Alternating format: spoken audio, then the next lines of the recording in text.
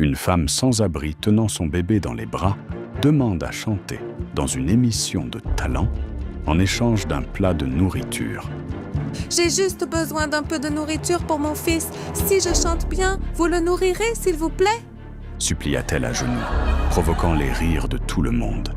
Mais quand la femme prit le micro, même humiliée, et laissa échapper sa voix, tout le monde resta figé, incrédule, devant la manière dont elle chantait. Je suis venue chanter en échange d'un plat de nourriture. C'est ainsi que Viviane parla, la voix rauque, fatiguée, mais pleine de courage.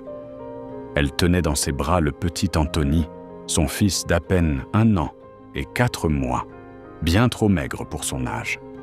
Ils étaient arrêtés devant un club illuminé, là où se déroulaient les auditions d'une nouvelle émission musicale.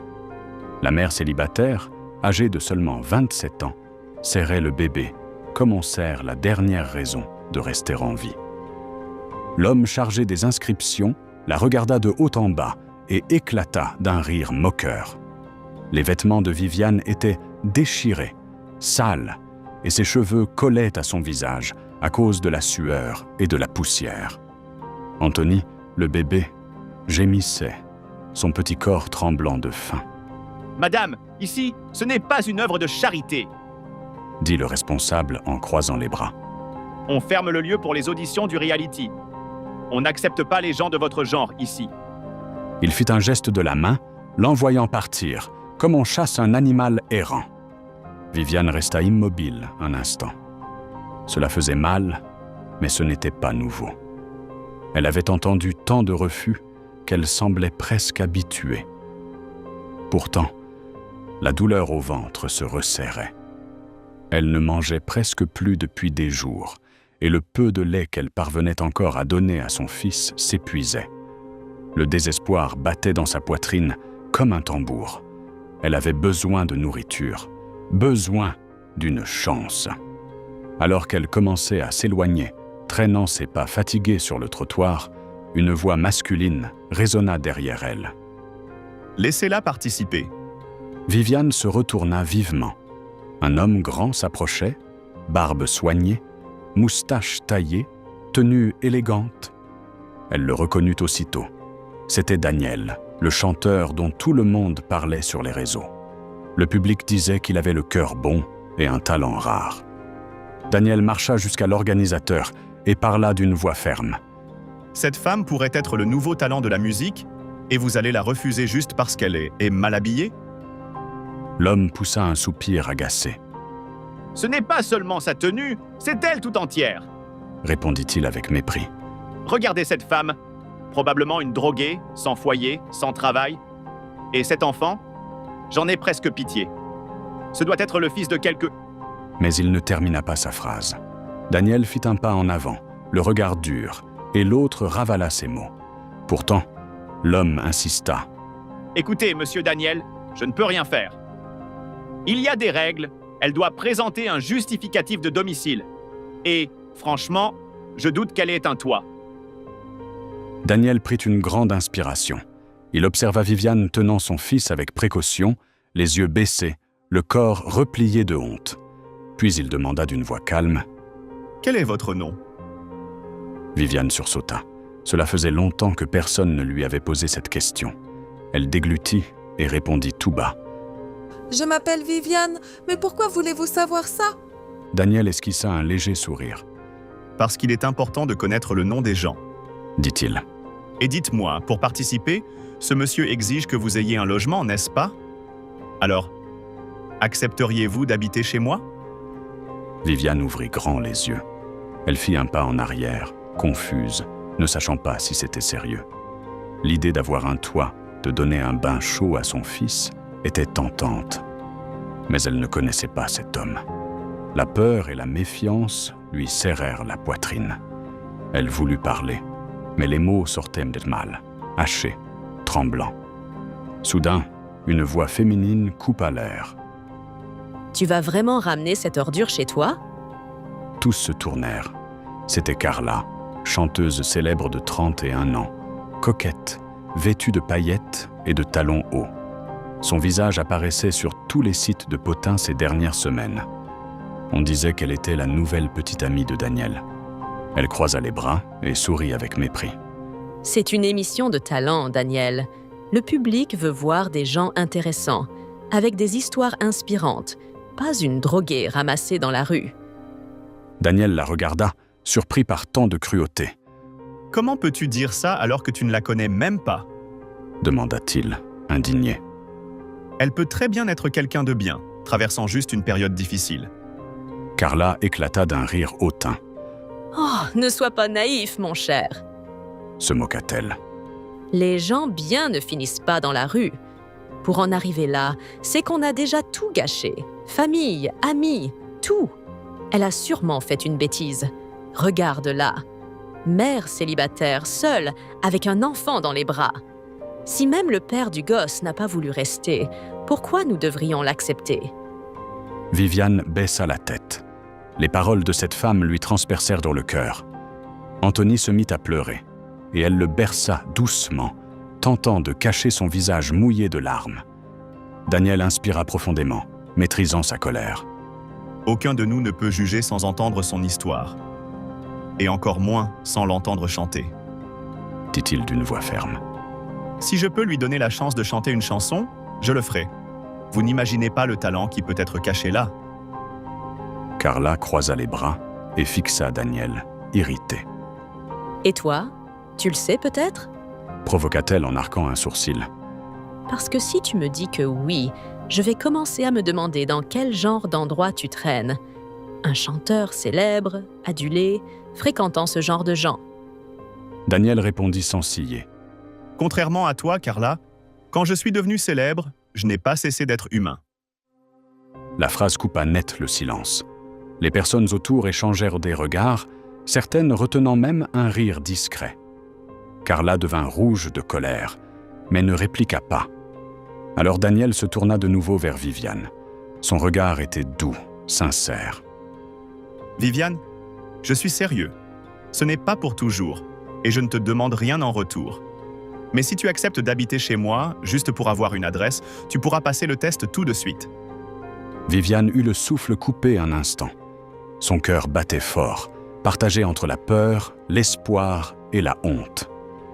Personne ne s'était jamais soucié d'elle de cette manière. Elle regarda son fils, endormi dans ses bras, puis leva les yeux vers Daniel. La pluie commençait à tomber finement, mouillant ses cheveux, et le vent froid de la nuit fit se recroqueviller encore plus le bébé. Viviane restait hésitante. L'invitation de Daniel paraissait trop belle pour être vraie, mais quelque chose en elle disait qu'elle pouvait lui faire confiance. Après quelques secondes de silence, elle inspira profondément et répondit d'une voix tremblante. « Oui, j'accepte d'habiter chez vous, du moment que j'ai la chance de chanter. Si c'est pour ça, je ferai n'importe quoi. » Daniel afficha un sourire sincère. Carla, en revanche, détourna le visage, levant les yeux au ciel avec mépris. Elle s'éloigna lentement jusqu'à la porte du club et resta là, adossée au cadre, avec cet air de quelqu'un qui attend que tout tourne au fiasco. Le recruteur, quant à lui, secoua la tête en lâchant un petit rire ironique. « Écoutez, même si maintenant elle a un endroit où loger, je ne peux pas simplement l'accepter. » dit-il en croisant les bras. Le programme exige que seuls des chanteurs ayant déjà un parcours de scène participent. Et en la regardant, franchement, je doute qu'elle ait déjà chanté devant quelqu'un d'autre que ce bébé-là. Les mots tombèrent comme une pierre. Viviane baissa les yeux, le cœur serré. Elle n'avait ni vidéo, ni preuve de son talent. Elle n'avait jamais enregistré quoi que ce soit, jamais eu d'opportunité. Elle serra simplement son fils plus fort et répondit d'une voix douce, presque suppliante. « Monsieur, il n'y a vraiment aucun moyen de passer cette étape. Même sans parcours, si je chante bien, ça ne devrait pas faire de différence, non ?» Daniel hocha la tête et ajouta « C'est vrai. Et soyons honnêtes, parmi les noms que vous avez acceptés pour cette audition, il y en a plusieurs à qui vous avez arrangé le coup, non? Des gens qui ont envoyé les papiers après coup ou qui ont changé d'horaire pour pouvoir venir après le travail. » dit-il avec fermeté. Alors pourquoi, dans son cas, qui est encore plus simple, vous ne pourriez pas faire une exception?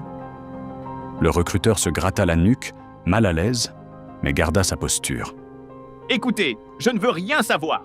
dit-il avec arrogance. D'abord, elle n'a même pas de logement. Le fait que vous l'ayez invitée chez vous ne change rien. Et ensuite, l'émission est réservée aux professionnels. C'est la seule règle que je ne peux pas ignorer. Ce sont les ordres de la direction. Daniel inspira profondément.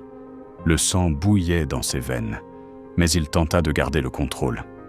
Viviane, à côté, semblait déjà vaincue. Elle le regarda avec tristesse et dit d'une voix tremblante. Écoutez, monsieur, je vous remercie du fond du cœur pour ce que vous faites pour moi, mais je ne veux pas vous causer de problème. Si le monsieur dit que je ne peux pas entrer, ce n'est pas grave. J'ai l'habitude de ce genre de situation. Elle baissa la tête et ajouta. Et ne vous inquiétez pas pour l'endroit où dormir, je me débrouillerai. Lorsqu'elle se retourna pour partir, Daniel fit un pas rapide et attrapa doucement son bras. Son geste ferme, mais respectueux, Je vais régler ça. Entre simplement. dit-il avec détermination. Viviane resta figée, confuse et effrayée. Le recruteur, lui, explosa de colère. Attendez une seconde. Cria-t-il. Vous ne pouvez pas simplement lui dire d'entrer.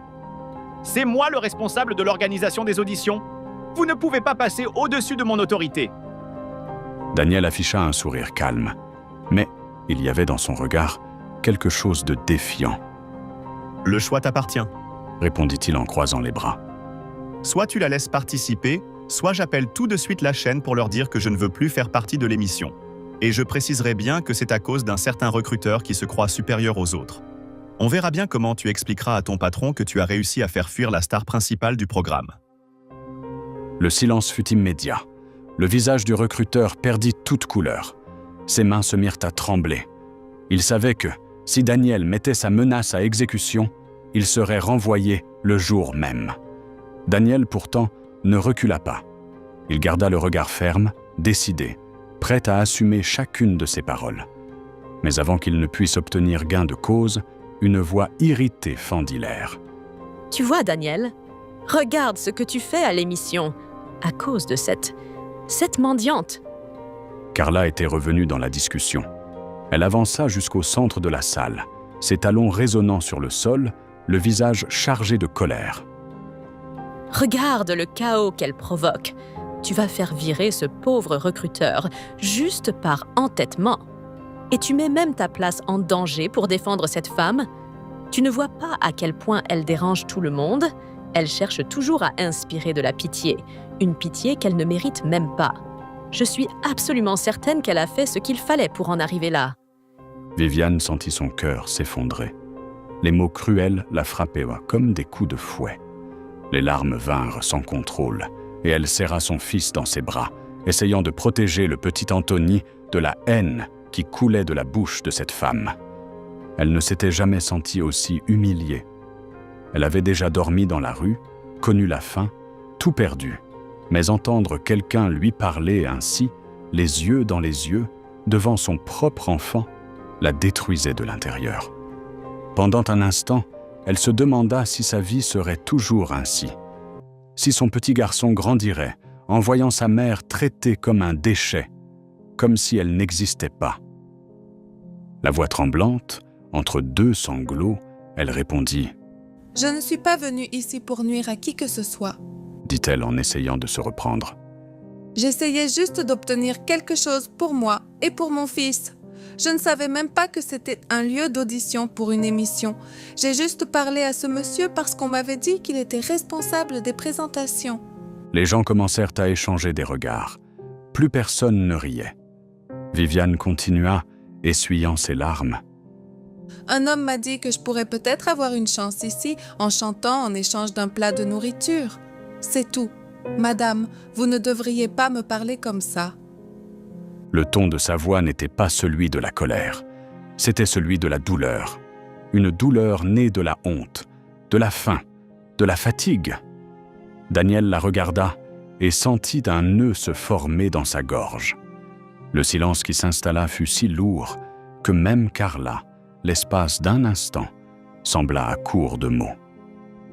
Le recruteur baissa les yeux, gêné. Pour la première fois, Il réalisa qu'il avait sans doute été trop loin. Daniel prit une profonde inspiration et dit d'une voix basse mais ferme. « Maintenant, tu comprends pourquoi j'ai demandé à ce qu'elle chante ?»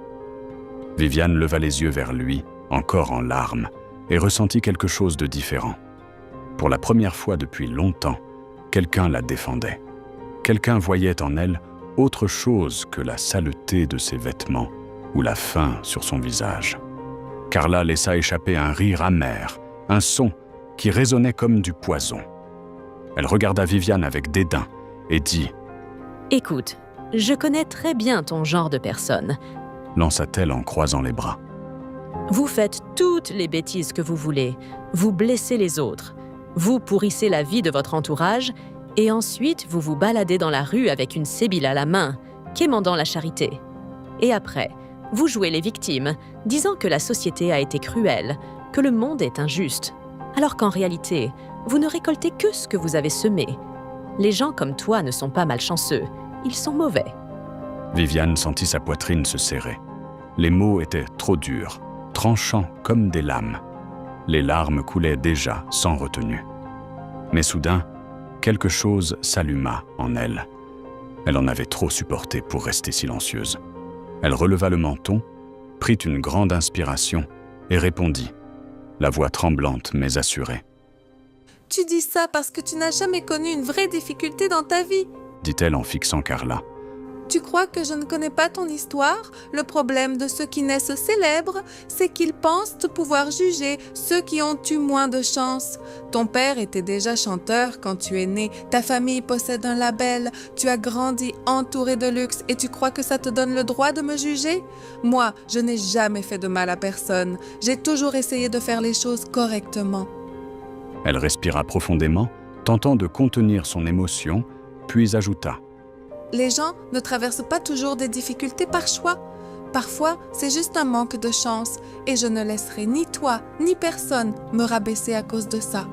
Les paroles de Viviane résonnèrent dans la salle comme une gifle. Carla devint écarlate, les veines de son cou saillant. Il était clair qu'elle n'avait pas l'habitude d'être contredite. La chanteuse fit un pas en avant, ses talons frappant le sol, et répondit avec rage « Très bien.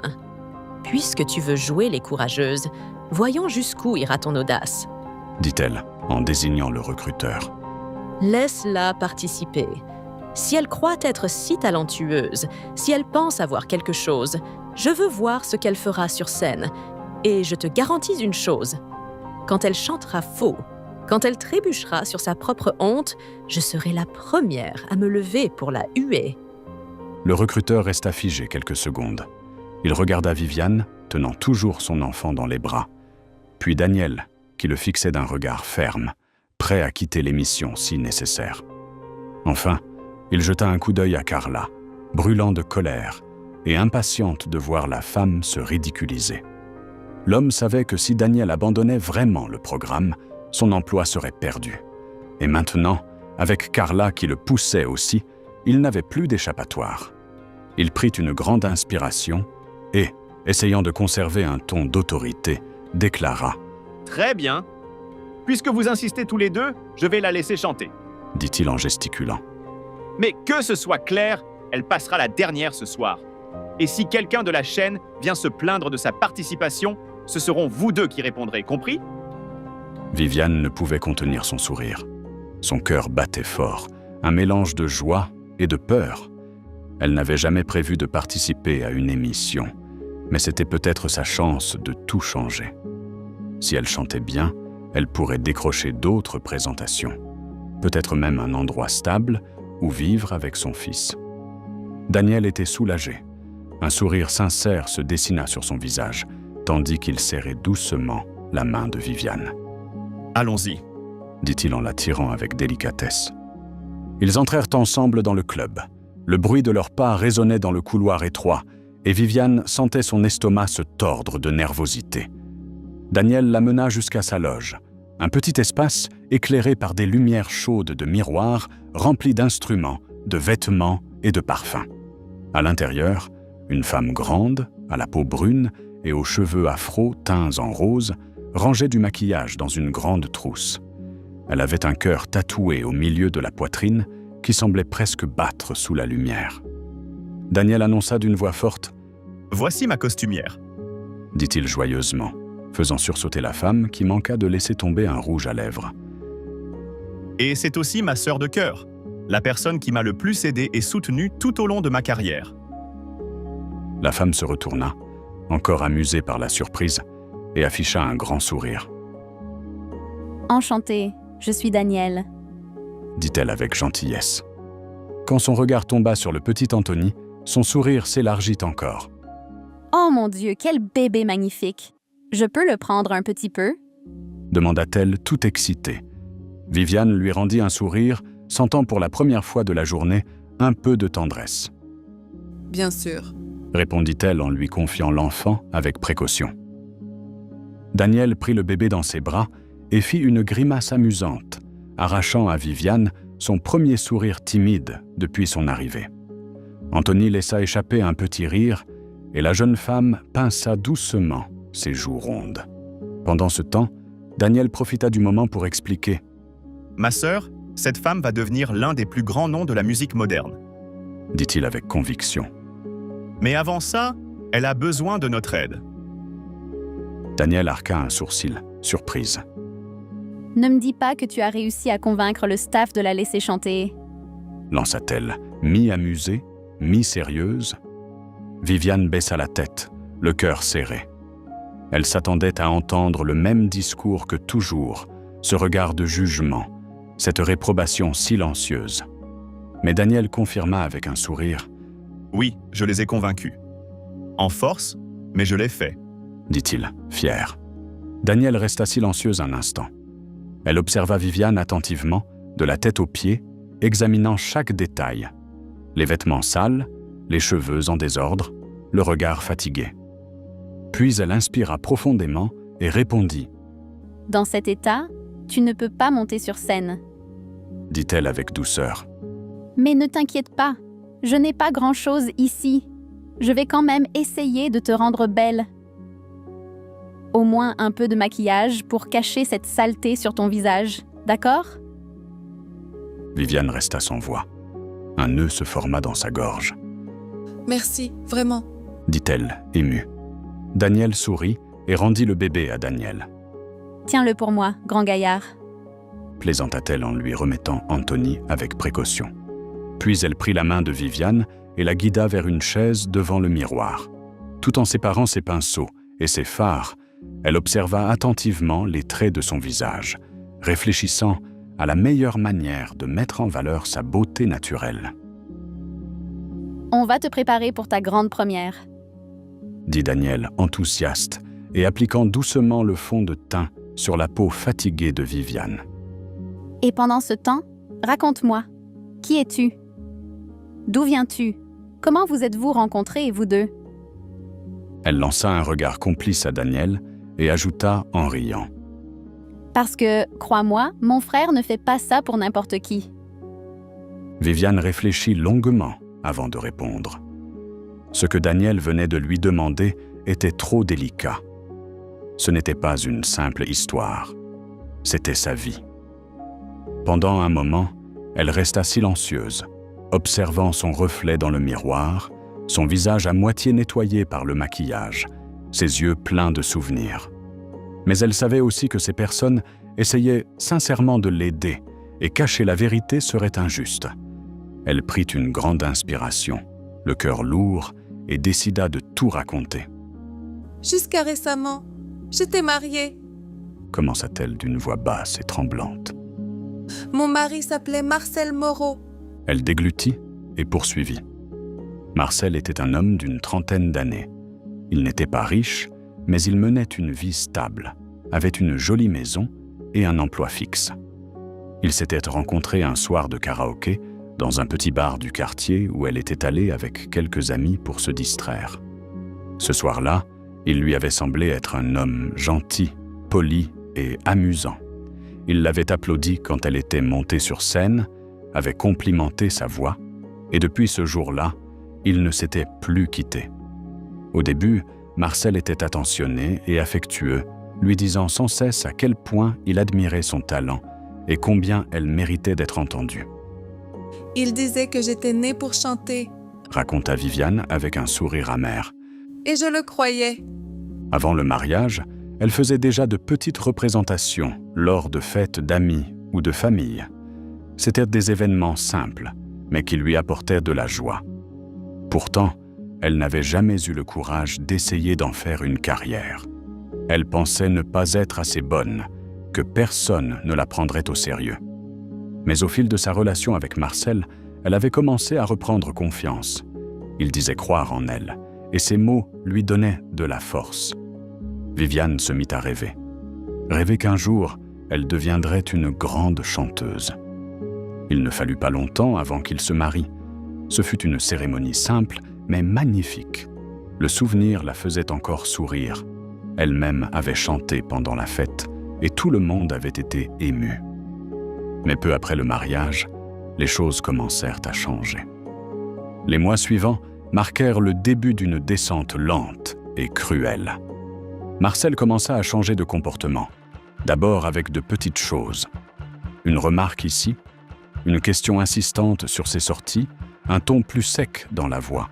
Puis vinrent les regards durs, les tiraillements de bras, les disputes de plus en plus violentes. Viviane avala difficilement et dit « Au début, je pensais qu'il était juste fatigué, que le travail le rendait nerveux, mais l'homme gentil que j'avais connu avait peu à peu disparu. » Elle se souvenait très bien du jour où tout avait vraiment changé.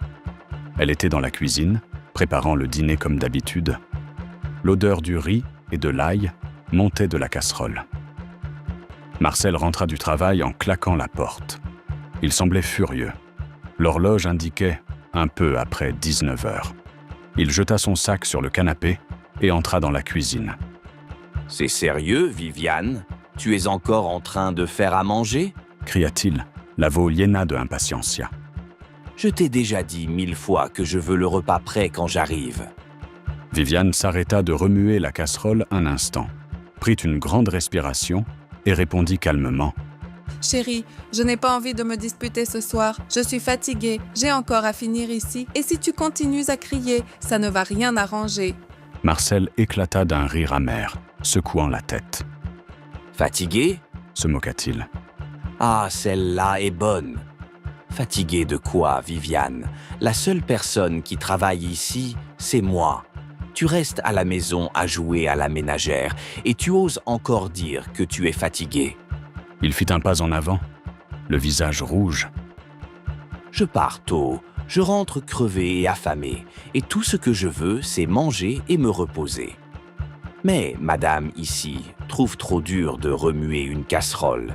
Mets-toi un peu de bon sens dans la tête, Viviane. La femme baissa les yeux, essayant de contenir sa colère. Son cœur battait à toute vitesse, mais elle ne voulait pas se disputer. Elle voulait juste la paix. Pourtant, les mots de Marcel étaient comme des coups de couteau, jusqu'à ce qu'elle n'en puisse plus. Elle lâcha la cuillère qu'elle tenait, qui tomba au sol dans un bruit sec, et répondit d'une voix forte.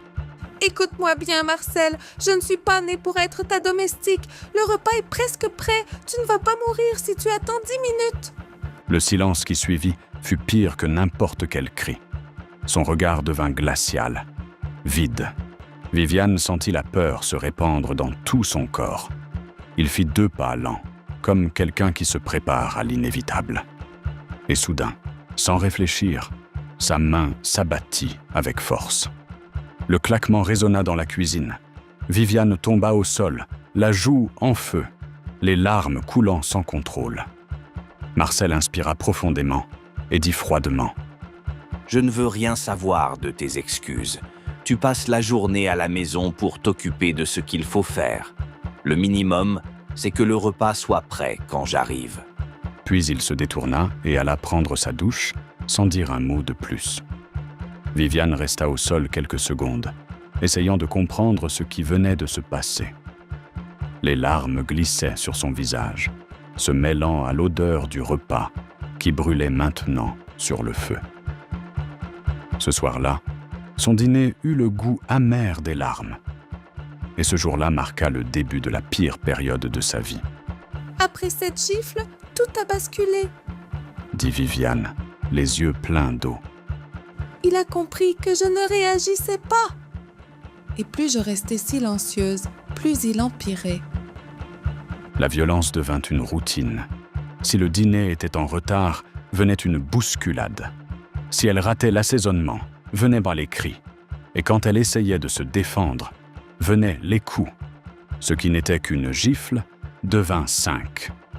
Puis vinrent les coups de pied. Chaque marque sur son corps était un rappel que l'homme qui avait juré de l'aimer était devenu son pire cauchemar. Avec le temps, Marcel commença à tout contrôler. Il lui interdit de sortir de la maison, de voir ses amis, de parler à sa famille. Et peu après, arriva le coup le plus cruel. Il lui interdit de chanter. Il disait que sa voix l'agaçait, que c'était une perte de temps. Il disait que je devais le remercier d'avoir un toit et un mari. Raconta Viviane, le regard perdu. Qu'aucune femme n'a besoin de chanter pour se sentir utile. Daniel s'arrêta de bouger, le pinceau suspendu dans les airs, les yeux humides. Daniel, qui tenait Anthony dans ses bras, resta figé, la mâchoire serrée. Viviane inspira profondément, essayant de ne pas pleurer. Au fil des mois, j'ai commencé à disparaître. Continua-t-elle. Je ne pouvais même plus chanter chez moi. Si un voisin disait quelque chose sur ma voix, il me frappait. Même les voisins ont fini par ne plus parler de moi. Le silence dans la loge était total. Daniel posa doucement le pinceau sur la table. Viviane regarda son propre reflet dans le miroir et murmura, presque inaudible. C'est comme ça qu'il m'a tuée de l'intérieur, un petit peu à la fois. Viviane porta la main à son visage, respira profondément et pendant quelques secondes, resta simplement debout devant ce petit test de grossesse. Les 2 traits rouges semblaient briller, comme s'il hurlait une vérité qu'elle n'était pas encore prête à entendre. Elle avait toujours rêvé d'être mère. Elle rêvait d'un foyer plein de rire, d'un enfant courant dans les couloirs. Mais pas comme ça. Pas dans cette maison devenue un champ de peur. Elle ne savait pas quoi ressentir. De la joie, de la terreur. Les 2 se mélangeaient dans un nœud au fond de sa gorge. Elle savait qu'elle devrait l'annoncer à son mari. Et rien qu'à imaginer sa réaction, ses mains se mirent à trembler. Ce soir-là, quand Marcel rentra du travail, Viviane l'attendait déjà. La maison était impeccable, le dîner sur la table et le petit test reposait à côté de son assiette. Elle tenta de sourire, même si son cœur battait à toute vitesse. « Chérie, j'ai une nouvelle importante à t'annoncer. » dit-elle, nerveuse. Marcel regarda d'abord le test, puis le visage de sa femme. Il s'assit, observa la table bien mise et, à sa grande surprise, sourit. Eh bien, mon amour, quelle merveilleuse nouvelle! Enfin, nous aurons notre propres enfants. Tu n'imagines pas à quel point je suis heureux. Répondit-il en ouvrant les bras. Viviane resta immobile. Elle ne s'attendait pas à ça. Dans son esprit, toutes les réactions possibles impliquaient de la colère, des cris ou du mépris. Jamais de la joie. Et cela la rendit encore plus terrifiée. Car s'il n'était pas furieux, cela signifiait qu'il comptait la garder prisonnière encore davantage. Et maintenant, avec un bébé. S'enfuir deviendrait presque impossible. Alors que Marcel la serrait dans ses bras, Viviane luttait pour ne pas se recroqueviller. Elle essayait d'avoir l'air calme, mais tout son corps tremblait. Au fond d'elle, une seule pensée tournait. Et maintenant, comment vais-je élever un enfant dans cet endroit? Que se passera-t-il s'il me frappe et que je perds le bébé? Les jours suivants, quelque chose d'inattendu arriva. Marcel changea. Il semblait un autre homme. Il cessa de crier, commença à aider aux tâches, souriait davantage et pendant un temps, ne haussait même plus la voix. Viviane se surprit à penser que tout ce qu'elle avait vécu n'était peut-être qu'un mauvais rêve passager.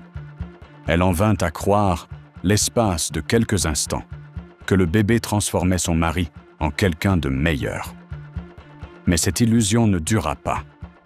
2 mois avant l'accouchement, la réalité revint frapper à la porte. et cette fois avec violence. C'était une soirée ordinaire.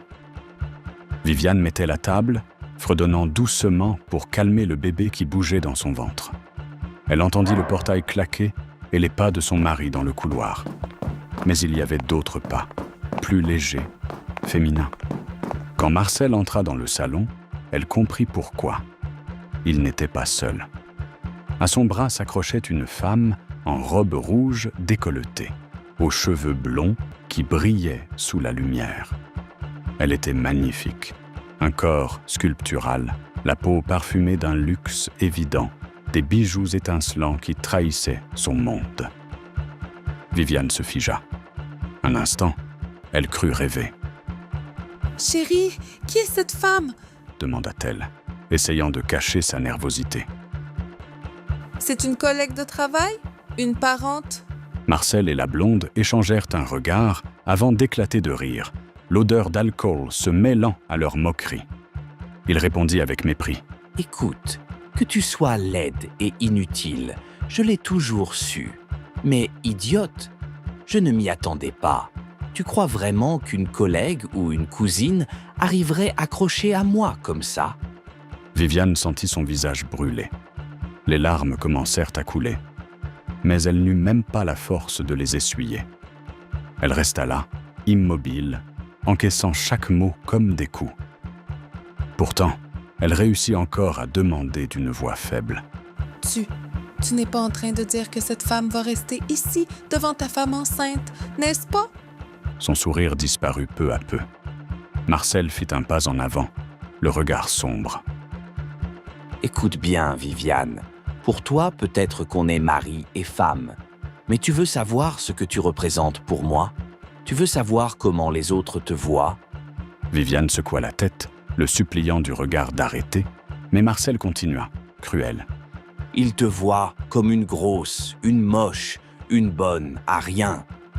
Tu es comme une vache laitière, bonne à nettoyer, à cuisiner et à te coucher dans ce lit quand j'en ai envie. Je ne t'ai épousé que pour avoir une femme qui s'occupe de la maison. Maintenant, j'ai besoin d'un enfant, c'est tout. » Il s'approcha, son haleine alcoolisée et brûlante. « Si c'est une fille, elle pourra rester.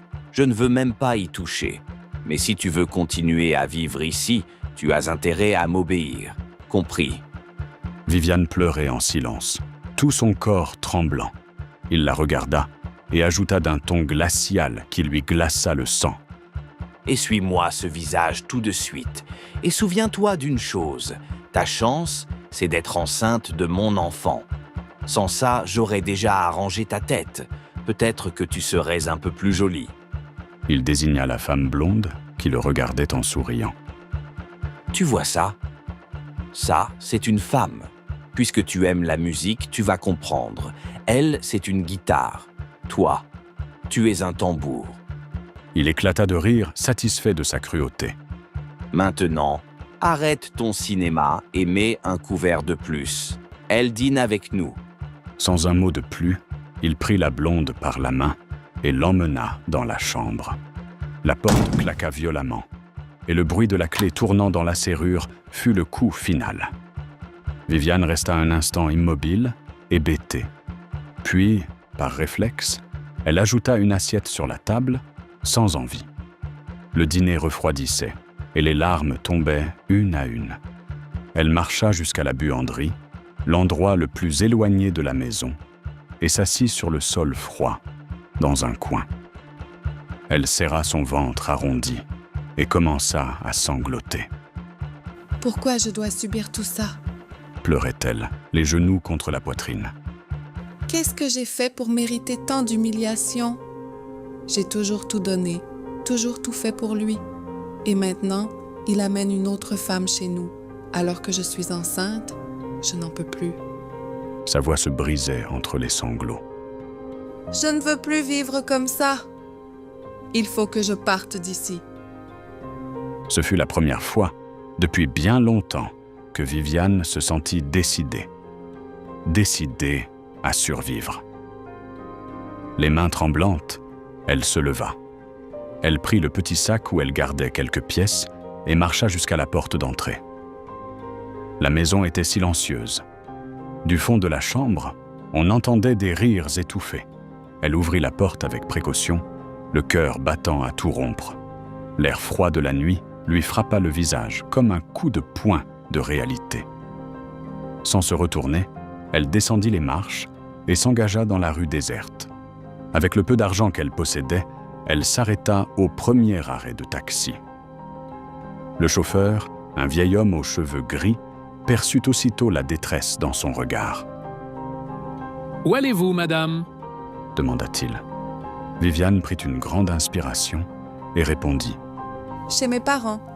La voiture démarra lentement et, en regardant les lumières s'éloigner par la fenêtre, Viviane savait qu'elle laissait derrière elle bien plus qu'une maison. Elle laissait l'enfer qui avait presque détruit sa vie. Viviane arrive devant la vieille maison de ses parents, le cœur serré. Cela faisait des mois, peut-être plus d'1 an, qu'elle ne les avait pas vus. Ses mains tremblaient, son visage encore mouillé de larmes. Pourtant, elle inspira profondément et trouva le courage d'avancer. La nuit était froide, le vent soufflait fort et le silence de la rue semblait refléter la peur qu'elle portait en elle. Encore hésitante, elle leva la main et frappa à la porte. De l'autre côté, elle entendit des pas, puis une voix familière qu'elle n'avait plus entendue depuis si longtemps. « Attends un peu, j'arrive !» cria sa mère depuis l'intérieur. Cette voix fit sourire Viviane. C'était presque comme une étreinte après tant d'années perdues. Son sourire s'élargit lorsque la poignée tourna et que la porte s'ouvrit. Mais la joie ne dura pas. Sa mère apparut sur le seuil, la regarda et se figea. Le regard que Viviane espérait plein de tendresse était chargé de froideur. La femme fit un pas en arrière, le visage durci, les yeux humides, non pas d'émotion, mais de honte. « Maman, Appela Viviane, la voix tremblante. c'est moi, Viviane, ta fille. Pourquoi tu fais cette tête? » Mais la mère ne répondit pas. Elle détourna le visage, commença à pleurer et, sans un mot, s'éloigna dans la maison. Le bruit de ses pas fut bientôt remplacé par un autre. Le père de Viviane apparut dans l'encadrement, le visage fermé, la voix ferme et froide. « Qu'est-ce que tu fais ici ?» demanda-t-il, sans la moindre trace d'affection. Viviane cligna des yeux, confuse. « Comment ça? Qu'est-ce que je fais ici? Je suis votre fille. Je suis venue vous voir. J'ai besoin d'aide. » dit-elle en pleurant. Le père eut un rire amer. « De l'aide ? Tu deviens folle ou quoi ?» répondit-il en croisant les bras. « Après tout ce que tu as dit sur nous, après toutes les fois où tu nous as rejetés, et maintenant, tu débarques ici en pensant pouvoir simplement demander de l'aide ?» Viviane se mit à trembler. Les larmes coulaient sans fin. « Mais je n'ai rien fait de ce que vous dites. Implora-t-elle. Cela fait des mois que j'essaie de vous contacter. Ce n'est pas parce que je ne veux pas. » Le père secoua la tête, indigné. « Ah oui ! Tu veux qu'on y croie ? Fais-moi rire, Viviane. » dit-il avec ironie. « Même ton mari, Marcel, qui travaille toute la journée, trouve le temps de venir nous voir. Il apporte toujours un cadeau, déjeune ici le week-end. Et toi ? Pas un appel. Tu veux vraiment que je croie à ton histoire ?» Ces mots tombèrent comme un coup de massue. Viviane écarquilla les yeux, incrédule. Marcel ? Allant chez ses parents ? Tout seul ? Elle comprit immédiatement. Il leur avait menti. Mais le désespoir l'empêchait de réfléchir clairement. « Je te jure que je ne sais pas de quoi tu parles. » cria-t-elle en pleurant. « S'il te plaît, papa, j'ai juste besoin d'un endroit où rester. Je ne supporte plus de vivre avec Marcel. » Un bref instant, l'homme sembla vaciller. Son regard s'adoucit, comme s'il allait l'écouter. Mais il se reprit aussitôt et répondit. « Si cet homme, qui te traite comme une reine, ne te suffit pas, alors, nous non plus, nous ne le serons pas. » dit-il sèchement. « Va chercher quelqu'un d'autre à qui être ingrate. » Puis il referma la porte violemment. Viviane resta dehors, seule, face à la porte close. Le bruit du choc résonnait encore dans sa tête. Ses jambes fléchirent et elle tomba à genoux sur le trottoir, serrant son ventre. « Même mes parents, murmura-t-elle entre deux sanglots. même eux ne me croient pas. Le vent froid lui coupait la peau. Le monde entier semblait lui avoir tourné le dos. Que faire maintenant? Si même ses parents ne voulaient plus d'elle, que pouvait-elle espérer des amis? Rester là n'avait plus de sens. Retourner chez Marcel? Impossible. C'est alors qu'elle prit la décision la plus importante de sa vie.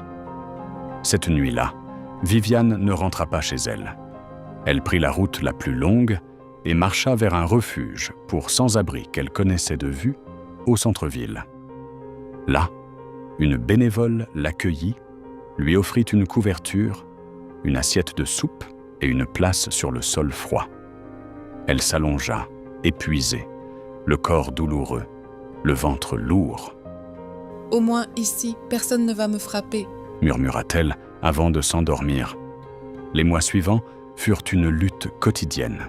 Sans argent, sans papier, avec le ventre qui grossissait, Viviane dut apprendre à survivre dans la rue. Elle tenta de trouver du travail comme femme de ménage, cuisinière, aide ménagère, mais personne ne voulait embaucher une femme enceinte. Les portes se refermaient une à une.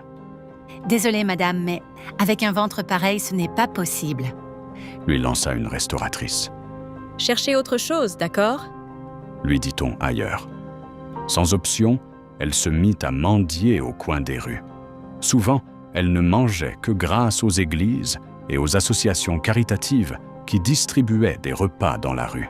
Chaque assiette était une victoire. Mais la peur était constante.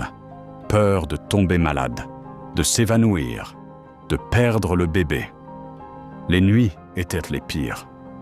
Allongée dans un coin de place, couverte de carton, elle sentait son fils bouger et tentait de chanter doucement pour l'endormir. « Calme-toi, mon amour. Maman est là. » murmurait-elle en caressant son ventre. « Tout ira bien. » Et le temps passa ainsi, jusqu'à ce qu'un matin gris, le destin décide de tester sa force une dernière fois. Viviane se trouvait sur la place, mendiante, une petite boîte à la main, le regard fatigué. Soudain, une douleur violente la traversa. Sa poche des os venait de se rompre. « Oh mon Dieu !» gémit-elle en tenant son ventre. Les gens autour furent pris de panique. Elle cria. « S'il vous plaît, aidez-moi !» Les contractions se rapprochaient et la peur grandissait. Quelques curieux s'approchèrent, d'autres restèrent à distance. Personne ne savait quoi faire. Personne n'osait la toucher. Viviane tomba à genoux sur le sol de la place, haletante, le visage couvert de sueur. « S'il vous plaît, j'ai besoin d'aide !» criait-elle encore. Mais les regards restaient au froid. Certains murmuraient entre eux, d'autres filmaient avec leur téléphone, sans tendre la main. Après de longues minutes interminables, le son d'une sirène brisa le silence. L'ambulance arriva. 2 secouristes descendirent en courant. « Elle est en plein travail. » cria l'une des infirmières. Ils voulurent donc la placer sur la civière, mais il était trop tard. Viviane était déjà en train d'accoucher, là, au milieu de la place. « Poussez, madame. Poussez maintenant. » cria la secouriste, agenouillée à côté d'elle. Viviane pleurait de douleur, mais aussi de peur. La seule chose qui lui venait à l'esprit, c'était l'avenir de cet enfant. Un père violent qui ignorait même qu'il allait naître. Une mère seule, sans toit, sans argent. Un monde qui détournait le regard. Ce fut à cet instant-là, au milieu de la place, alors que le cri du petit Anthony résonnait sous le ciel gris, que quelque chose se brisa en elle. Toute la peur qu'elle avait de Marcel, toute la honte, l'abandon, la solitude qui l'étouffait. Tout vola en éclats comme du verre. Quand la médecin souleva le bébé, encore couvert de sang et enveloppé dans des draps blancs, Viviane sentit sa poitrine s'ouvrir dans un mélange de douleur et de soulagement. Là, pour la première fois, elle en eut la certitude. Elle ferait l'impossible pour offrir une vie digne à ce garçon. Elle fut transportée à l'hôpital, épuisée, incapable d'ouvrir les yeux. L'ambulance fendait la circulation. Les pleurs du bébé se mêlaient à la sirène, et elle serra simplement les doigts, répétant pour elle-même « Je vais te protéger, mon fils, je te le jure !» Quand elle arriva à l'hôpital, Viviane faillit s'évanouir. L'équipe médicale la conduisit dans une chambre simple, donna un bain au bébé et la laissa se reposer. Viviane s'endormit aussitôt. Elle dormit comme elle ne l'avait pas fait depuis des mois. Des heures plus tard, elle se réveilla au son de voix chuchotées. Elle ouvrit les yeux lentement, encore engourdie. Mais ce qu'elle vit lui coupa le souffle. Là, devant elle, se trouvait Marcel. Et, à ses côtés, ses parents. Un instant, elle crut rêver. Son cœur s'emballa. Elle rassembla le peu de force qu'il lui restait et demanda, d'une voix faible mais chargée d'étonnement. « Qu'est-ce que vous faites tous les trois ici ?» Son père répondit le premier. Il fit un pas en avant, le visage sérieux, le ton dur et ferme comme toujours. « L'hôpital nous a appelés dès ton arrivée, » dit-il. « Ils ont dit que tu avais accouché. On s'est souvenu que, quand tu es venue à la maison, tu étais enceinte. On n'aurait jamais imaginé que tu vivais dans la rue en attendant un bébé. Qu'est-ce qui t'est passé par la tête pour faire une folie pareille ?» Viviane le fixa, sentant son sang bouillir. Elle essaya de rester calme, mais c'était impossible. Toute la douleur accumulée explosa d'un coup. « Ce qui m'est passé par la tête ?» cria-t-elle, la voix tremblante. « Et vous, à quoi vous pensiez en venant ici maintenant ? Je suis allée chez vous, enceinte, désespérée. J'ai frappé à votre porte et vous me l'avez claqué au visage. » La chambre devint silencieuse. Le bébé dormait dans le berceau à côté et Viviane tremblait. « J'ai dit que j'avais besoin d'aide, maman. Je l'ai dit et vous m'avez renvoyée comme si j'étais une étrangère. » Sa mère, qui jusque-là pleurait en silence, finit par parler. « Alors pourquoi n'es-tu pas rentrée chez ton mari ?» demanda-t-elle entre ses larmes. « Il était désespéré de te retrouver. Il t'a cherché pendant des semaines, partout. Et toi, tu errais dehors, sans penser à ton enfant. Tout ça pourquoi ? Pour te droguer ?» Viviane resta figée. Le choc fut tel qu'il lui fallut plusieurs secondes pour comprendre ce qu'elle venait d'entendre. « Quoi ?» murmura-t-elle, incrédule. « De quoi vous parlez ?» Sa voix se durcit. « D'où vous sortez ça ? Qui vous a dit que je touchais à ce genre de choses ?» Son père soupira, détournant le regard, comme honteux. « Comment ça ? D'où on sort ça ?» répondit-il gravement. « C'est Marcel lui-même qui nous l'a dit. Il venait souvent nous voir, inquiet pour toi.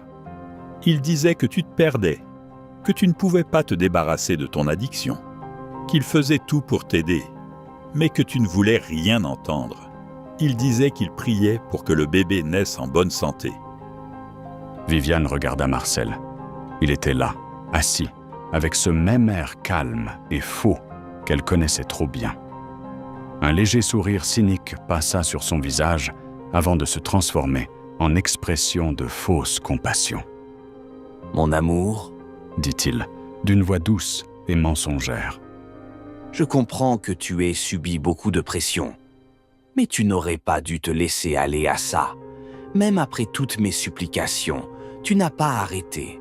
Je veux seulement le meilleur pour notre fils. » Viviane sentit son estomac se tordre. « Espèce d'hypocrite, Marcel !» crée-t-elle en le pointant du doigt. « Alors c'est ça, le mensonge que tu leur as raconté ? C'est comme ça que tu les as montés contre moi. » Elle reprit son souffle et continua, la voix plus ferme. « Dis-moi une chose, qu'est-ce que vous faites ici, au juste ? Cet enfant, c'est le mien, à moi. Tu n'en voulais pas, tu te souviens ? Tu préférais cette blonde dans notre maison, à la place de ta femme enceinte. » Elle regarda ses parents, les yeux pleins de larmes, et demanda avec une colère contenue. « Il vous a parlé de la femme qui l'a fait entrer chez nous ?» Ses parents échangèrent un regard mal à l'aise. Sa mère essuya ses joues et répondit d'une voix tremblante. « Viviane, pour l'amour de Dieu, cette femme est la sœur de ton mari, » dit-elle. « Tu n'aurais pas dû la traiter avec autant de méchanceté. » Viviane laissa échapper un rire amer, fatigué, plein de dégoût. « Ah, je vois. dit-elle avec ironie. C'est donc cette histoire qu'il vous a servi? Que la blonde était sa sœur, et vous avez cru ça? Les larmes revinrent, mais cette fois, c'était de la rage et du désespoir. Même en me voyant ici, allongée sur un lit d'hôpital, après avoir accouché seule sur une place, vous préférez encore le croire, lui. Très bien alors, je n'ai pas besoin de vous, j'élèverai mon fils toute seule. Marcel se leva lentement de sa chaise, remit sa chemise en place et parla d'une voix glaciale. « Non, Viviane, tu ne partiras pas. » dit-il en la regardant droit dans les yeux. J'ai déjà déposé une demande de garde exclusive pour notre fils. Tu ne pourras pas le voir tant que tu ne seras pas propre. Ces mots résonnèrent comme un coup de feu. Viviane sentit le sol disparaître sous ses pieds. L'air lui manqua. Son cœur battait si fort qu'elle en perdit presque la respiration. « Qu'est-ce que tu dis ?» demanda-t-elle, désespérée. « Je vous l'ai déjà dit 1000 fois, je ne prends rien. Faites tous les tests que vous voulez, il n'y aura rien. » Mais son père, le regard lourd, répondit d'un ton qui coupait comme une lame. « Ma fille, nous avons déjà demandé le test, dit-il. Et le résultat est positif pour plusieurs substances. Je suis désolé, mais il n'est pas sûr que le bébé reste avec toi dans cet état. » Le monde se mit à tourner. Viviane ouvrit la bouche, mais aucun son n'en sortit. La douleur était si forte qu'elle semblait physique. Une pression dans la poitrine, une envie de crier qui ne trouvait pas d'air. Elle regarda Marcel, qui faisait semblant d'être triste, mais dont le regard trahissait la victoire. Tout ce qu'il voulait s'accomplissait. Il lui avait pris sa maison, ses parents. Et maintenant, il voulait son fils. Viviane tourna la tête vers le berceau à côté. Anthony dormait paisiblement, inconscient du drame qui l'entourait. Les larmes revinrent, brûlantes, et elle murmura, la voix brisée. « Mon fils, qu'est-ce qu'ils vont encore me prendre ?» Elle fixa de nouveau Marcel.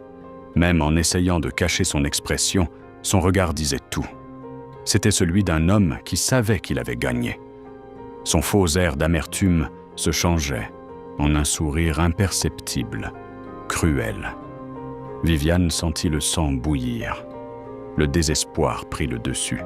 « Je ne vais pas rester sans mon fils !» hurla-t-elle hors d'elle.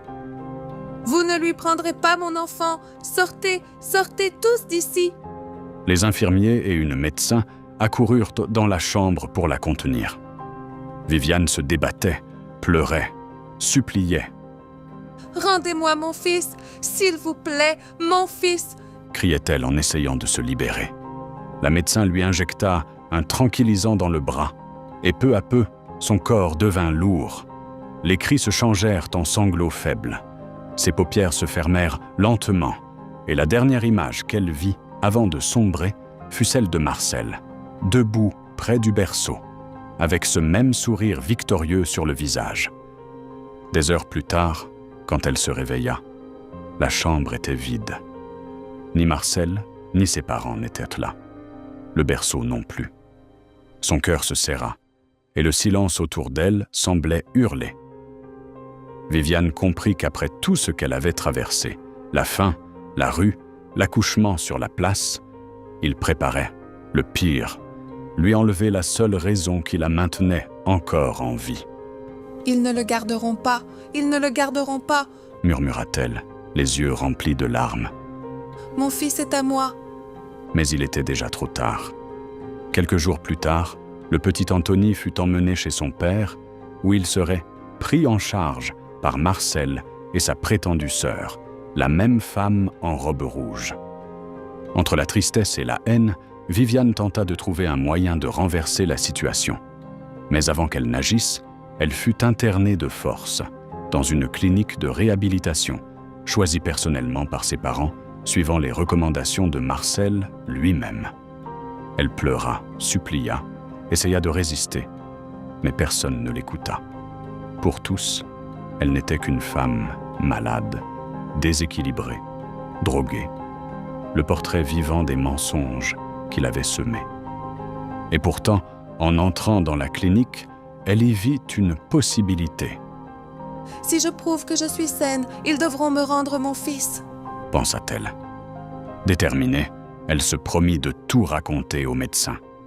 Dès son arrivée, on la conduisit dans une pièce blanche, froide, avec une table métallique et 2 chaises.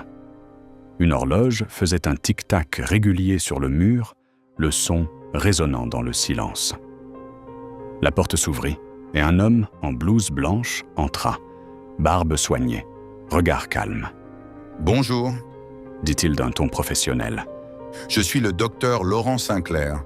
Je serai responsable de votre traitement ici. Avant de commencer, j'ai besoin de vous poser quelques questions. » Viviane, nerveuse, ne lui laissa pas le temps. À peine avait-il terminé sa phrase qu'elle se mit à parler sans respirer, tout d'une traite. Docteur, tout ce qu'ils vous ont raconté est faux. Dit-elle, la voix tremblante. Je ne me drogue pas, je n'ai jamais rien pris. Si vous faites un test maintenant, vous verrez mon sang est propre. C'est mon ex-mari, il a tout inventé pour m'éloigner de mon fils. Il m'a frappé, enfermé, il a ramené une autre femme chez nous et maintenant il veut me détruire. Elle parlait vite, désespérée, les mots se bousculant. Le médecin l'observait en silence. Quand elle eut terminé, haletante, il glissa la main dans sa poche et sortit son téléphone. Viviane fronça les sourcils. Sinclair déverrouilla l'appareil, tapa quelques secondes, puis tourna l'écran vers elle. Ce qu'elle vit lui glaça le sang. Sur la photo, le docteur Laurent Sinclair apparaissait bras dessus, bras dessous avec Marcel, tous deux souriants, une bière à la main dans un bar. Pendant un instant, Viviane crut halluciner. Mais non, ce n'était pas un délire, c'était bien réel. Le médecin la regarda, toujours aussi calme, et dit d'un ton maîtrisé : « Je comprends que dans certaines situations, l'usage de ces substances puisse provoquer des confusions. C'est pour cela que vous avez peut-être du mal à distinguer la réalité de l'imagination. Mais ici, nous allons vous aider, d'accord ? » Viviane sentit le sol se dérober. Même ici, dans l'endroit où elle aurait dû être protégée, Marcel était déjà passé avant elle. Il était comme une ombre, toujours en avance, manipulant tout et tout le monde. Personne ne voyait le monstre derrière son sourire. Les jours devinrent interminables. Le temps semblait s'arrêter. Viviane dut suivre la routine, imposée par la clinique. Médicaments, entretien, thérapie forcée. Elle pleurait en cachette, seule, durant les nuits glaciales, répétant le nom de son fils comme une prière. « Anthony, mon amour, attends-moi. » Même enfermée, elle ne renonça pas. Elle planifia, patiemment, chaque étape de sa fuite. Et 1 an plus tard, quand la douleur et la nostalgie étaient devenues des cicatrices, elle décida que le moment était venu. Il était minuit. Dehors, la pluie tombait à torrents. Viviane attendit le bon instant, quand les infirmières s'étaient retirées et que le couloir était vide. Elle se leva du lit, alla jusqu'à la fenêtre et força la serrure. Le verre céda dans un petit craquement. Elle sauta avec précaution, malgré sa faiblesse, et tomba sur l'herbe mouillée. Elle courut le long du bâtiment, entra dans la zone de repos du personnel et attrapa quelques vêtements propres étendus sur un fil. Elle s'habilla vite, inspira profondément et sans se retourner, disparut dans l'obscurité. Après une année d'enfer, à feindre d'être une toxicomane en rémission, elle était enfin libre. Il ne lui restait plus qu'une mission, retrouver Anthony. Elle marcha des heures durant, pieds nus, trempés, le vent lui lacérant la peau. Ses pieds saignaient, mais elle n'arrêtait pas. « Encore un peu, répétait-elle pour elle-même, trébuchant sur la route sombre. À l'aube, elle aperçut la rue de son ancienne maison. Ses jambes tremblaient, son corps réclamait l'abandon, mais son cœur la poussait à avancer. Elle devait voir son fils, savoir s'il allait bien. Lorsqu'elle arriva, les lumières de la maison étaient allumées. Il était tard, mais la télévision diffusait un bruit fort à travers la fenêtre. Viviane trouva cela étrange. Marcel ne laissait jamais la télé allumée à cette heure-là. Elle s'approcha doucement, haletante, et alors elle l'entendit. Un cri d'enfant. Son cœur faillit s'arrêter. C'était Anthony. Mais le son était faible, éraillé, différent des pleurs d'un bébé en bonne santé. C'était un appel à l'aide. « Mon Dieu, mon fils !» murmura-t-elle, la voix brisée. Sans réfléchir, elle courut autour de la maison, regardant par chaque fenêtre, cherchant la chambre, jusqu'à ce qu'elle s'arrête net. Par la vitre de la chambre principale, elle le vit. Marcel se tenait debout devant le berceau, une bouteille de bière à la main.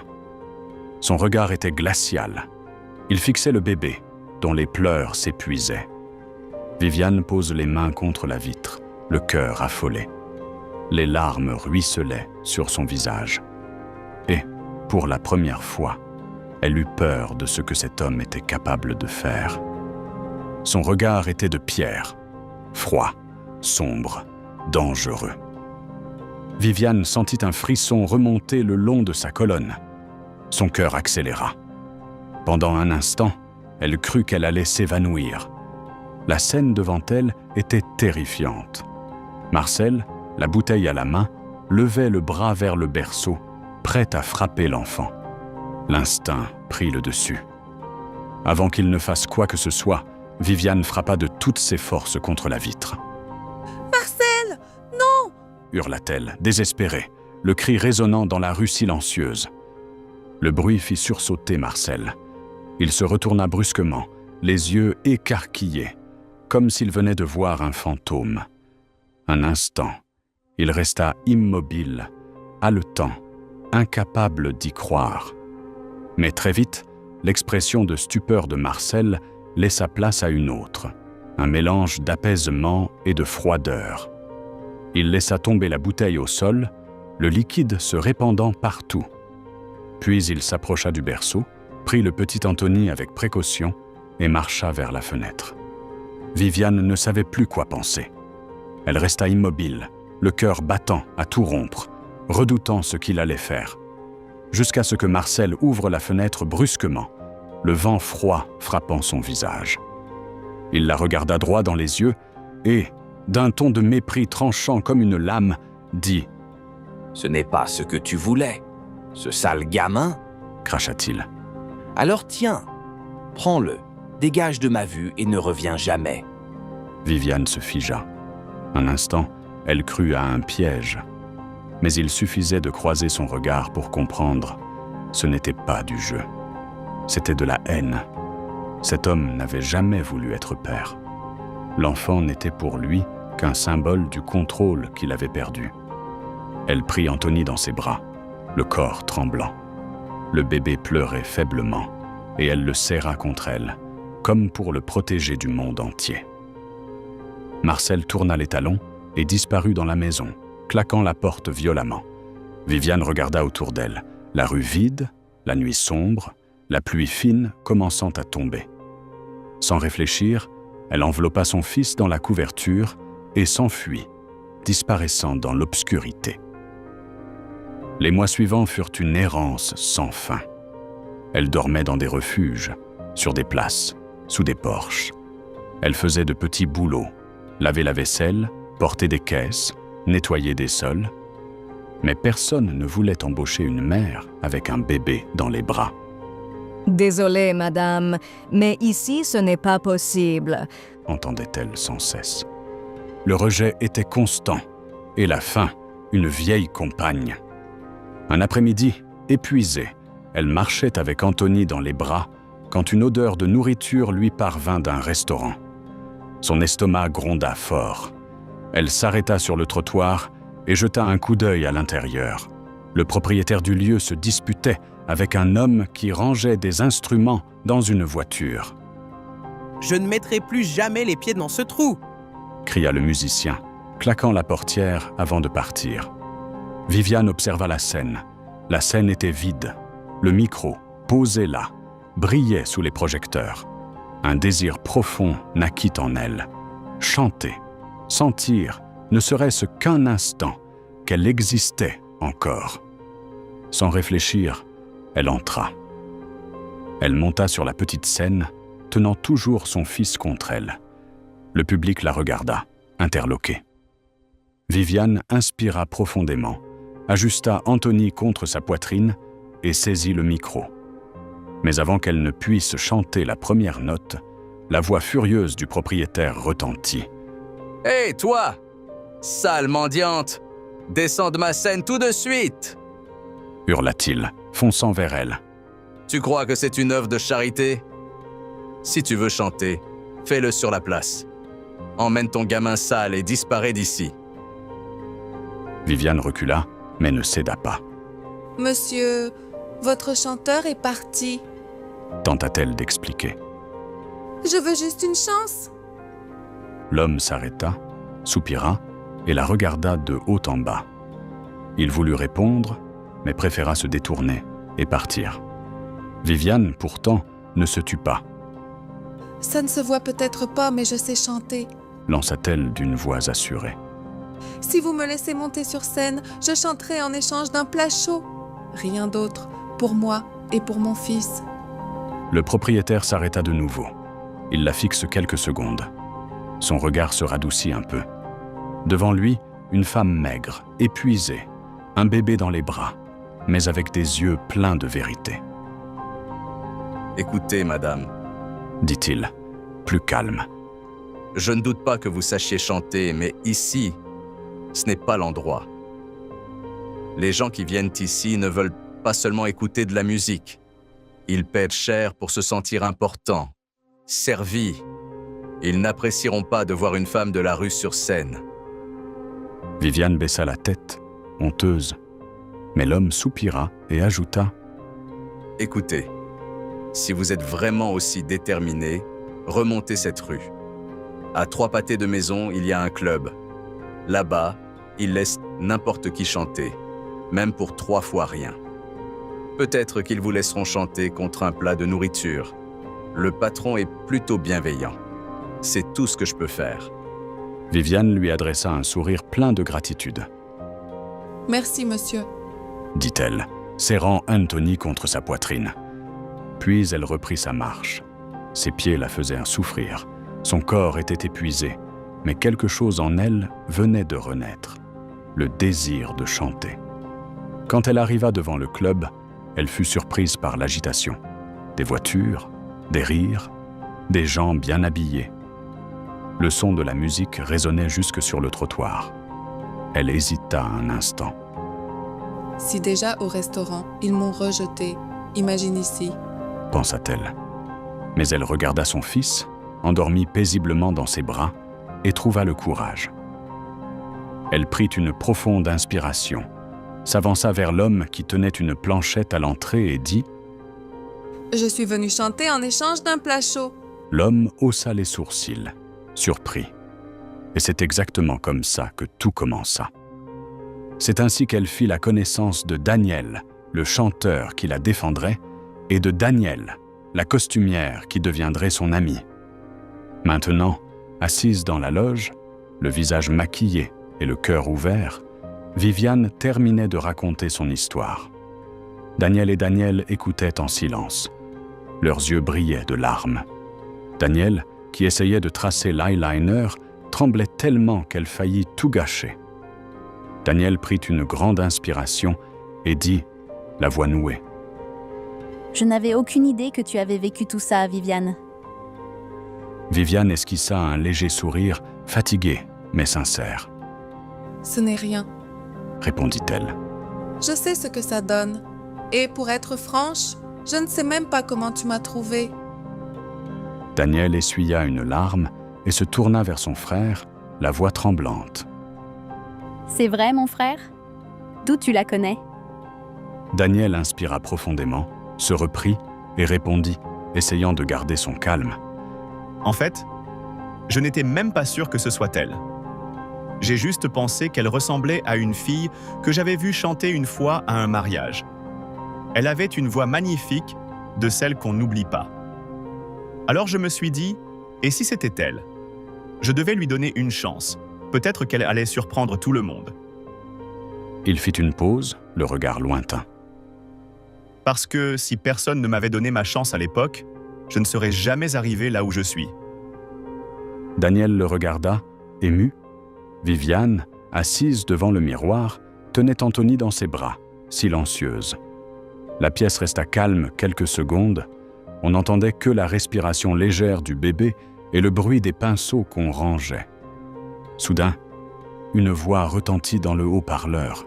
« Viviane, veuillez vous présenter sur scène pour votre audition. » Daniel et Daniel échangèrent un regard. C'est alors qu'ils réalisèrent, Viviane portait encore les mêmes vêtements sales. Le maquillage avait masqué un peu la fatigue, mais ses cheveux restaient en désordre et elle n'avait toujours pas pris de bain. Daniel porta les mains à sa tête, affolé. « Oh non, j'y crois pas.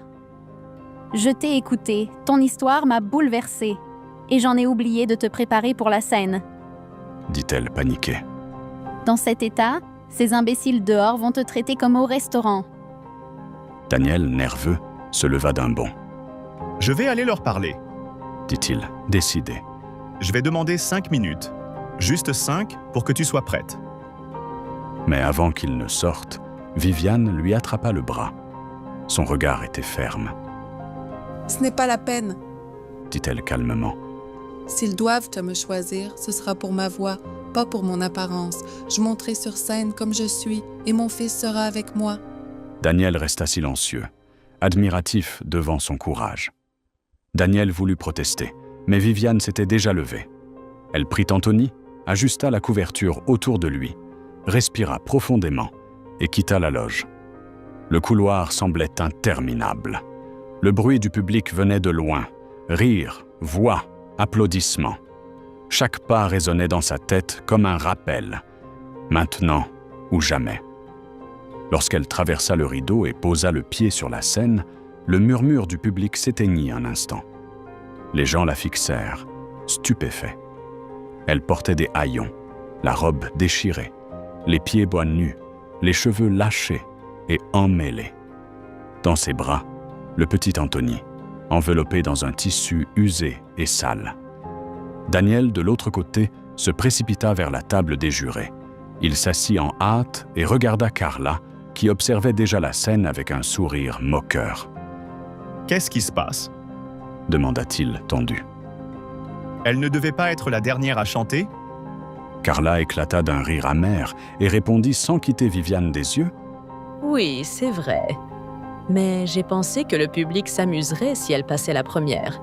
Une sorte de numéro comique, tu vois ?» dit-elle, sarcastique. Un petit amuse-bouche avant les vrais artistes. Si le show se terminait avec elle, ce serait trop déprimant. Daniel fronça les sourcils, dégoûté, mais se retint. Il ne pouvait rien faire d'autre qu'espérer que Viviane ferait taire tout le monde avec sa voix. Mais le public ne lui laissa pas le temps de chanter. Dès qu'elle prit le micro, une vague de chuchotements et de rires parcourut la salle. Des regards de dégoût, d'autres de pitié, jusqu'à ce qu'une voix hurle depuis la foule. « Qu'est-ce que tu fais là? Tu comptes utiliser ton bébé pour gagner la compétition ?» se moqua un homme. « Cet enfant n'a même pas l'air en bonne santé. On devrait appeler les services sociaux pour cette folle !» Les rires se répandirent dans la salle. Bientôt, les huées commencèrent. D'autres cris suivirent. « Descends de là !»« Ce n'est pas un cirque ici !»« Mère irresponsable !» Viviane sentit son visage brûler. Le bruit de la foule devenait assourdissant. Elle baissa la tête, essayant de rester debout, mais les larmes commencèrent à couler. Soudain, quelqu'un lança une canette dans sa direction. Elle se retourna brusquement, protégeant le bébé de son corps. La canette la frappa dans le dos, la faisant vaciller. Elle tomba à genoux, en pleurant. Daniel se leva d'un bond. « Vous êtes fou ?» criait-il en fixant le public. Vous jetez des choses sur une mère avec un bébé dans les bras? Et si ça avait touché l'enfant? C'est ça que vous voulez? Faire du mal à un bébé pour vous sentir supérieur? Le silence fut immédiat. Certains détournèrent le regard, honteux. D'autres restèrent impassibles, froids. Mais au moins, les projectiles cessèrent. Viviane resta agenouillée quelques instants, serrant Anthony contre sa poitrine. Elle pensa à abandonner. Les larmes coulaient sans fin, et la foule murmurait encore des insultes. Pendant un moment, elle crut qu'elle n'y arriverait pas. Mais alors, elle regarda le visage de son fils. Le petit, malgré la fatigue et la faiblesse, la regardait avec un sourire doux, innocent. Cette expression lui suffit. Le monde entier pouvait être contre elle, mais lui, son enfant, croyait en elle. Viviane essuya ses larmes du revers de la main. Elle se releva lentement, inspira profondément et s'avança vers le micro. La salle se tut de nouveau, intriguée. Elle ajusta le micro, jeta un regard vers Daniel, qui lui adressa un léger signe de soutien, et dit d'une voix ferme. Voici la chanson qui raconte mon parcours. J'espère qu'elle vous plaira.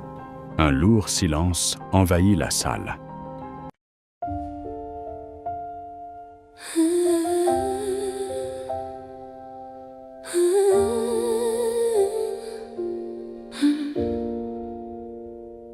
Il a crié, la porte a claqué. Je suis restée seule dehors glacée. Pas de couverture, pas de regard, juste le froid dans le brouillard. J'ai couru chez mes parents, mais personne n'a voulu m'ouvrir. Tu as choisi ton chemin, c'est tout ce que j'ai pu entendre dire. Le monde m'a tourné le dos, mon sol est devenu papier. Mais un petit cri dans mes bras m'a rappelé qu'il restait un ciel à aimer. Ma voix est revenue au cœur de l'obscurité. Pendant que mon fils pleurait, j'ai chanté pour tromper la fin et la vérité. Pas besoin de scène ni de lumière, l'amour suffisait à ma prière. Ma voix est revenue, blessée mais sincère, née d'une douleur passagère.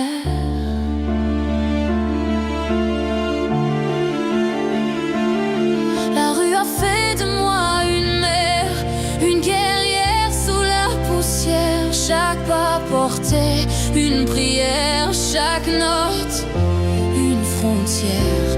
Les yeux de mon enfant brillaient comme des étoiles à contre-ciel. Quand le lait s'est enfin tari, j'ai chanté pour qu'il dorme en vie. Même affamé, même sans voix, j'ai chanté sans savoir pourquoi. Quand le monde t'impose le silence, l'âme répond par sa résistance. Ma voix est revenue, brisant le froid cruel. Parmi les larmes et le carton, j'ai trouvé mon bout de ciel. Ceux qui me disaient folle hier pleurent maintenant en me voyant faire. Ma voix est revenue, sans maison, sans raison, mais remplie de passion.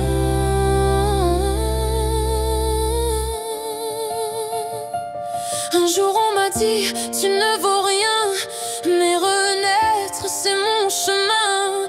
Quand la honte devient courage, la douleur s'écrit en message. J'ai chanté parmi la foule, mon fils dormait contre ma joue. Et quand ils ont ri de moi, Dieu m'a dit, avance, crois. Il disait que je ne chanterai plus, mais me voici. Je chante tout ce que j'ai vécu, la femme que le monde n'a jamais vue. Du bitume est né mon son, de la misère mon horizon. Aucun cri ne me fera taire, aucun mensonge ne pourra me plaire. Ma voix est revenue, le vent l'a portée, et tout ce qui m'a blessé s'est effacé.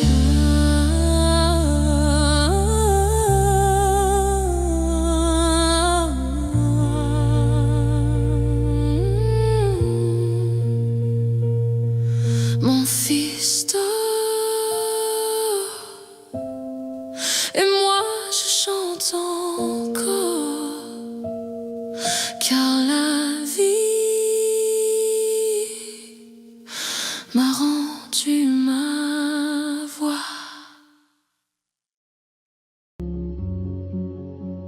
Quand Viviane eut fini de chanter, le silence qui régna dans la salle était presque sacré. Les lumières de la scène paraissaient plus douces et l'écho de la dernière note flottait encore dans l'air. Pendant quelques secondes, personne ne bougea. Puis quelque chose d'incroyable se produisit. Les gens se mirent à pleurer. Ce n'était pas un petit chagrin discret. C'étaient de vraies larmes, nées du plus profond d'eux-mêmes, comme si chaque personne présente avait ressenti le poids et la douleur que cette femme portait dans sa voix. Hommes et femmes s'essuyaient les yeux, certains se tenant la main, essayant de contenir l'émotion.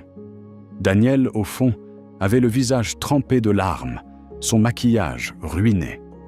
Et même Carla, la chanteuse arrogante qui avait méprisé Viviane depuis le début, pleurait. La femme qui, quelques heures plus tôt, se moquait d'elle, paraissait maintenant brisée, les yeux rouges, l'expression sincère. Elle pouvait à peine applaudir, tant l'émotion la submergeait. Elle murmura pour elle-même. « Mon Dieu, je n'ai jamais rien entendu d'aussi beau. » On aurait dit qu'un ange avait chanté. La voix de Viviane avait traversé les cœurs et nettoyé tout ce qu'il y avait d'amer en eux. Ce n'était pas du talent, c'était de la pureté, de la force. Chaque mot qu'elle avait chanté était une cicatrice transformée en art. Quand la musique s'éteignit complètement, Viviane resta immobile, Anthony endormi dans ses bras, respirant profondément. Le silence dura encore quelques secondes, puis la salle entière explosa en applaudissements. Les claps résonnaient comme le tonnerre. Des cris, des sifflements, des larmes, tout le monde debout. Les gens frappaient des mains en rythme, comme pour lui faire comprendre qu'à cet instant, plus personne ne la jugeait. Qu'à ce moment précis, elle avait prouvé qu'elle était bien plus que la femme de la rue. Daniel, à la table des jurés, s'était levé, applaudissant comme un fan. Ses yeux brillaient et un large sourire illuminait son visage. Carla, à côté, tentait de se recomposer. Mais lorsqu'arriva le moment de donner son avis, elle ne put prononcer un seul mot. Elle regarda Viviane, prit une grande respiration, puis se leva simplement, applaudissant avec le public. Daniel fit de même. Il n'y avait rien à dire. Aucune parole ne pouvait décrire ce qu'il venait d'entendre. Viviane regardait tout cela, abasourdie, comme si elle n'y croyait pas encore. Un instant, elle sembla redevenir cette femme assise sur un trottoir, mendiant un repas. Mais maintenant, devant des centaines de personnes debout, l'applaudissant, elle comprit qu'elle avait gagné. Et pour la première fois, elle sourit. Dans les jours qui suivirent, la vidéo de son audition devint virale. Les réseaux sociaux ne parlaient plus que d'elle, la chanteuse de rue qui a ému tout un pays. En peu de temps, l'émission diffusa son histoire complète. Viviane y raconta chaque détail, le mariage, les violences, l'accouchement sur la place, la lutte pour survivre. La femme qui était venue demander à chanter contre un repas devint un symbole de dépassement de soi. À chaque épisode, sa popularité grandissait. Et lorsque la grande finale de l'émission arriva, le résultat était déjà évident. Viviane gagna. Elle fut couronnée championne devant des millions de téléspectateurs. Le public se leva, l'acclamant, criant son nom, pendant qu'elle montait sur scène avec Anthony dans les bras. Daniel pleurait en coulisses, fière. Daniel souriait comme si elle assistait à un miracle. Et même Carla, devenue l'une de ses plus ferventes admiratrices, monta sur scène pour l'enlacer. La scène fit le tour du pays. Une femme simple, vêtue de blanc, son enfant dans les bras, applaudit debout. C'était un nouveau départ. Quelques jours plus tard, les conséquences commencèrent à se faire sentir. L'émission diffusa un reportage retraçant toute l'histoire de Viviane en détail et le public réclama justice. Les plaintes pour violence furent rouvertes. Les voisins commencèrent à parler, les preuves apparurent, et la façade de Marcel Moreau s'effondra. La police arrêta l'homme pour agression et maltraitance. Les mensonges sur sa prétendue addiction tombèrent quand les analyses officielles prouvèrent que Viviane n'avait jamais consommé quoi que ce soit. La vérité éclata. Et, pour la première fois, le pays tout entier connut le nom du monstre qui avait voulu détruire une femme par orgueil. Marcel fut arrêté, menottes au poignet, devant les caméras. Pendant ce temps, Viviane recevait des milliers de messages de soutien venus de tout le pays. Des gens lui écrivaient pour dire que son histoire avait changé leur vie et qu'après l'avoir entendu chanter, ils avaient recommencé à croire au nouveau départ. Les parents de Viviane virent tout à la télévision. Ils pleurèrent en voyant leur fille sur scène, le bébé dans les bras. Rongés par la culpabilité, ils tentèrent de la contacter. D'abord la mère par téléphone, laissant des messages « Ma fille, pardonne-moi, je ne savais pas. » Puis le père par une longue lettre disant qu'il regrettait tout. Viviane ne répondit pas. Pas par haine, mais parce que son cœur n'était pas encore prêt. Elle dit seulement qu'il lui faudrait du temps et que, peut-être un jour, elle arriverait à pardonner. Et Daniel ? Le chanteur qui avait cru en elle quand personne d'autre ne l'avait fait ? Il ne s'éloigna jamais. Il resta à ses côtés durant toutes les étapes du programme. Il produisit ses chansons, diffusa ses vidéos, et peu à peu, leur complicité se transforma en quelque chose de plus profond. Après la fin de l'émission, ils enregistrèrent ensemble une chanson intitulée « Le son de la rue », inspirée de l'histoire de Viviane. La chanson fit un triomphe dans tout le pays. Bientôt, ils commencèrent à tourner ensemble. Avec le temps, l'amour naquit. Un amour doux, sincère, né du respect et de l'admiration. Viviane, qui autrefois se croyait seule au monde, avait désormais quelqu'un qui la regardait comme elle avait toujours mérité de l'être. Des années plus tard, ils se marièrent lors d'une cérémonie simple, entourés d'amis et de fans. Et à l'autel, aux côtés du petit Anthony, désormais souriant et plein de vie, portant dans son ventre leur second enfant, Viviane chanta à nouveau. Cette voix qui autrefois avait été réduite au silence par la douleur, emplissait maintenant l'air d'espérance. Le public l'appelait « la femme qui a chanté pour survivre ». Mais elle savait qu'elle était bien plus que cela. Viviane était la preuve vivante que, même lorsque le monde vous tourne le dos, la foi, l'amour et le courage peuvent changer n'importe quel destin. Et tandis que le petit Anthony applaudissait, Viviane regarda Daniel et lui murmura en souriant. « Je te l'avais dit, chanter pouvait sauver ma vie. » Commentez la voix de Viviane pour me dire que vous êtes allé jusqu'au bout de cette histoire et pour que je puisse mettre un beau cœur sur votre message. Et tout comme l'histoire de Viviane, la chanteuse humiliée qui conquit le monde, j'ai une autre histoire bouleversante à partager avec vous. Pour la découvrir, c'est simple. Cliquez maintenant sur la vidéo qui s'affiche à l'écran et embarquez dans une nouvelle histoire émouvante. Un grand bisou et à très bientôt.